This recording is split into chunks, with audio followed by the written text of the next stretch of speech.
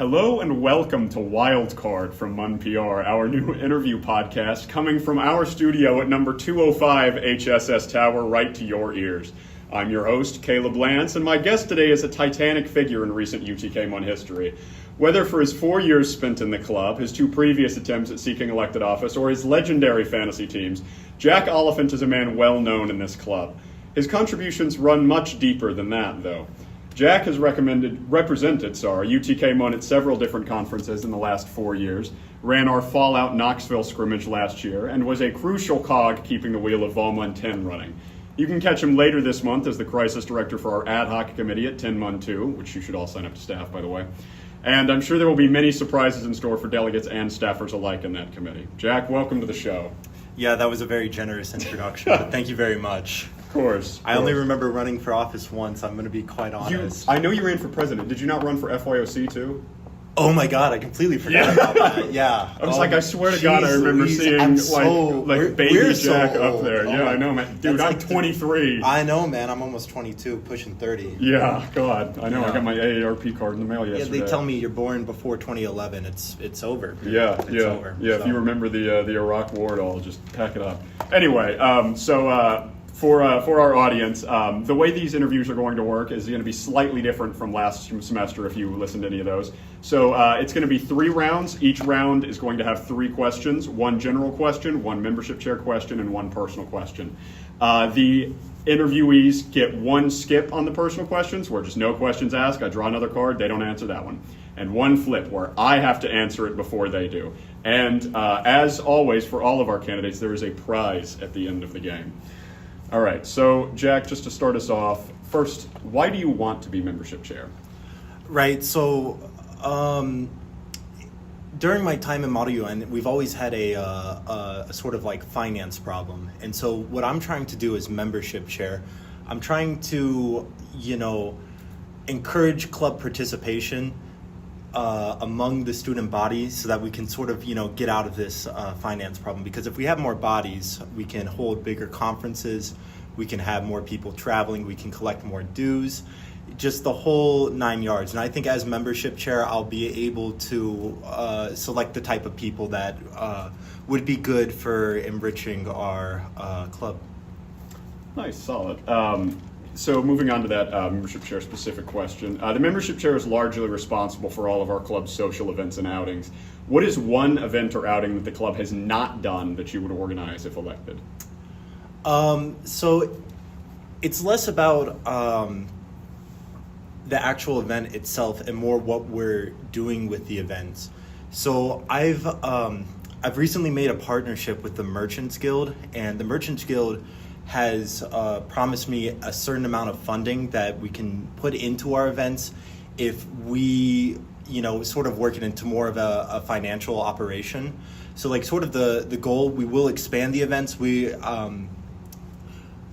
been offered loans at a generous rate from the Merchants Guild to sort of, take out some money and rent some spaces. So as membership chair, I'd be advocating, I'd hopefully be working with Mr. St. Clair quite closely because, we are in desperate shape right now.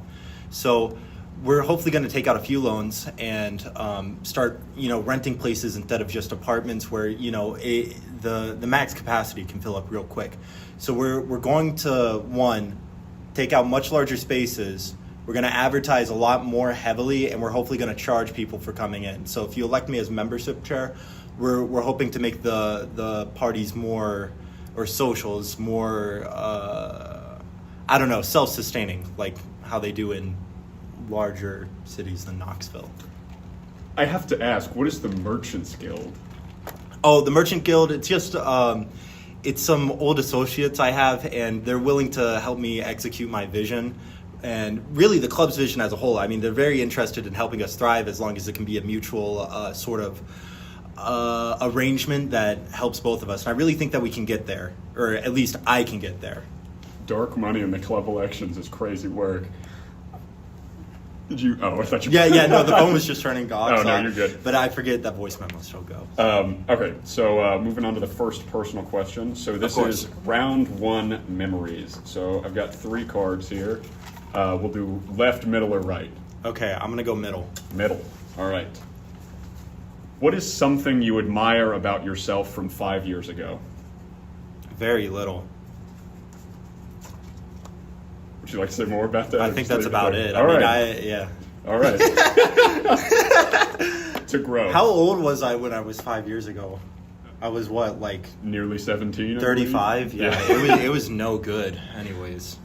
All right. I'm sorry, forgot to mention this at the top. For this interview and for others, I might interject questions throughout related specifically to that candidate.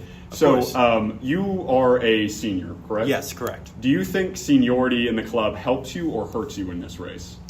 It definitely helps me. I really think, especially, the younger generation, Gen Alpha, and especially like 2004 babies, I think that was just a bad harvest that year. I really think my seniority, I'm not completely brain rotted like a lot of y'all younger members. And two, I born on a good harvest year, so I really think that I actually have the mental capacities. I think nearly everybody, running that's for membership chair, I think they're all younger. Is that correct? I believe it's all first years with the exception of you, Nishant, and Mia Walker. Did Brandon drop out? Brandon did drop out, Oh, yes. my God. Breaking news, if you are not Brandon Bishop is no longer running. That's really depressing. Can I renominate him? Technically. I was looking forward to running to him. I'm only running because he nominated me, but anyways, I'm not a quitter. When I reached out to him to schedule this interview, he was like, I don't think I'm going to run. But anyways, just ask yourself, do you want somebody who's been completely raised Fortnite, tung sahur, all of that crap? What's the new stuff? 6'7", I at least know about this stuff, but it's no Halo. So I'm just saying we're gonna be good with me and of course my friend, because when you're electing me, you're not just electing me, you're electing the Merchants Guild, and so that's sort of like a brain trust operation. Let me tell you what, none of them are brain rotted. We've all been mimetically inoculated, so you're getting somebody that can actually function, while I think if we get somebody younger, they may just start sputtering. Wonderful, on an anti-skippity platform here of in course, the membership course. chair party. All right, so why are you qualified to be membership chair? That's a wonderful question. I can get the goods done. I can get what we need. I feel like I really went into this with my previous point. I have the vision. I have us moving forward. And I'm inoculated, and I can help all of y'all get inoculated too. Me and my friends, we've been working on, potential cures for brain rot. It's difficult, but we're working on it. And especially, if we can get a more finances, I think that we can put the club in a good position for that. Especially with the whole suspended reality things that we're doing all the time. I think it's a good way to fix people's brains. Yeah, for sure. Everybody that I know that has done MUN, they're very normal, very well-adjusted people, and I think that's because of what they're doing and how much they get into it. So we're locked in. Yeah, that's certainly true. Absolutely. MUN creates well-adjusted, normal exactly, human that beings. everybody loves. Yeah.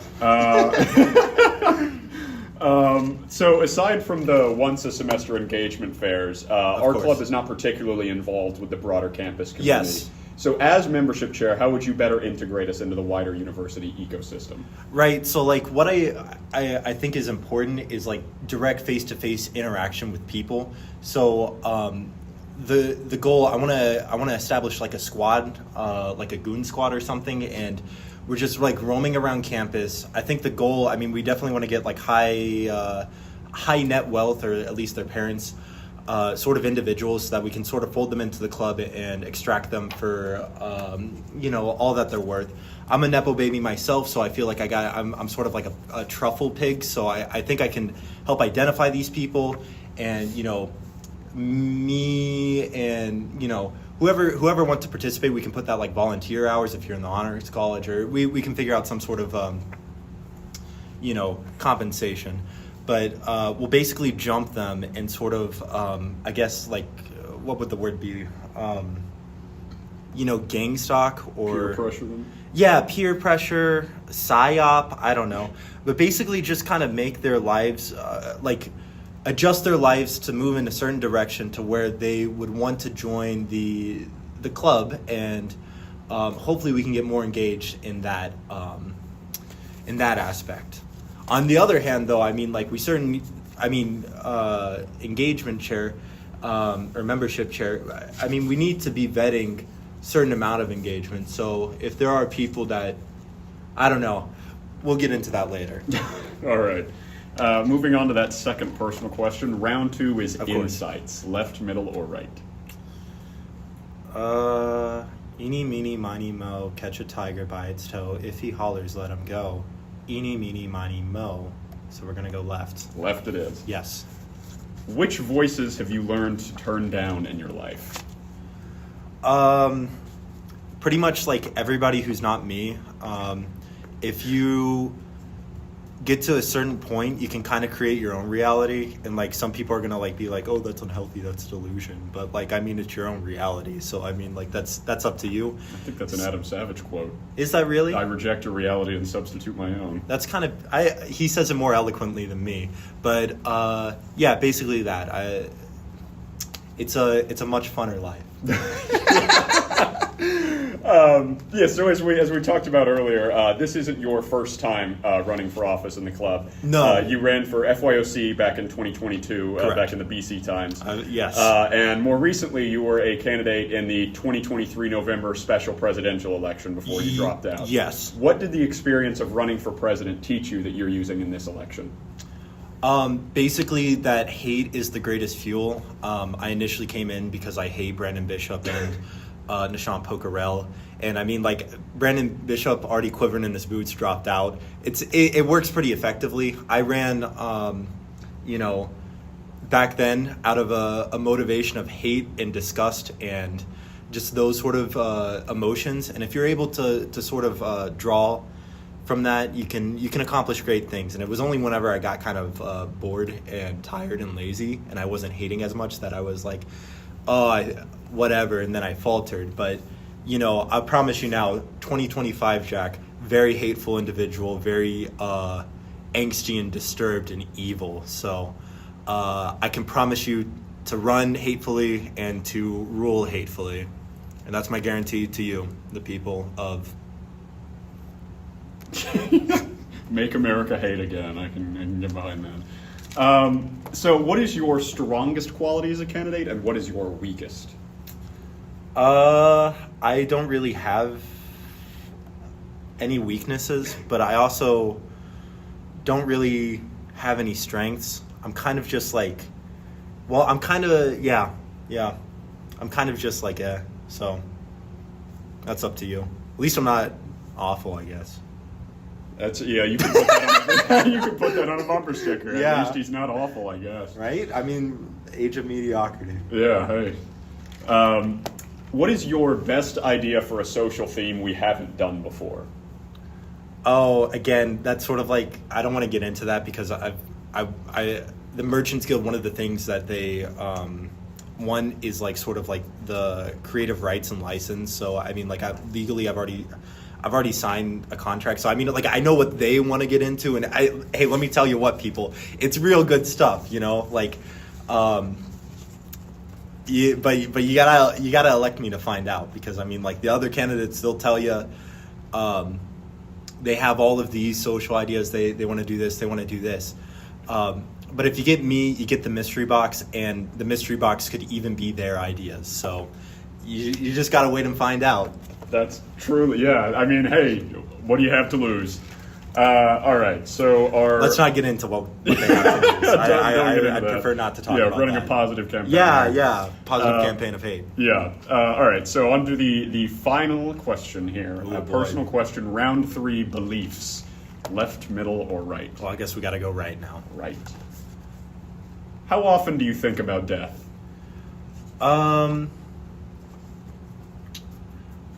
Truthfully, not as often as I think I would expect, I'm not particularly afraid of dying, but it is what it is. I mean, I quite honestly, I don't really think about that much. I'm happy with my life, and I'm happy dying as well. Well, that's all you can ask for. Yeah.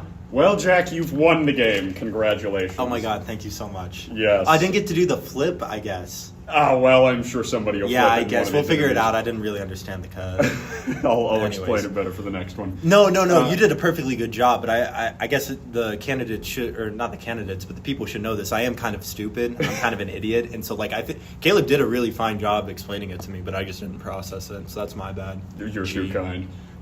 We end the show the same way every time with a trip in our memory time machine. Now, this is very simple. First, close your eyes. Now, the memory time machine can take you back to any moment in your life. Okay. It's not a moment you want to change anything about, just somewhere you'd like to linger a little longer. Okay. It can be absolutely anything at all. There is no wrong answer. What memory do you choose? Ooh, I don't know. I guess maybe 5 minutes ago when I was talking on the podcast, because it's just so delightful to be here and to talk and to be with my good friend Caleb Vance. Well, I'm honored. Well, thank you so much for coming on the show, Jack. I had a wonderful time as well. And Thank you so much for having me. Yeah, of course. And just before we go, you've got the next 45 seconds to say whatever you want to the voters. The floor is yours. Oh, I'm good. Thank you, though. That's very kind. All right. Well, that does it for this time on Wild Card from MUNPR. Stay tuned for our other episodes with the other candidates for membership chair, and I will see you next time. Thank you.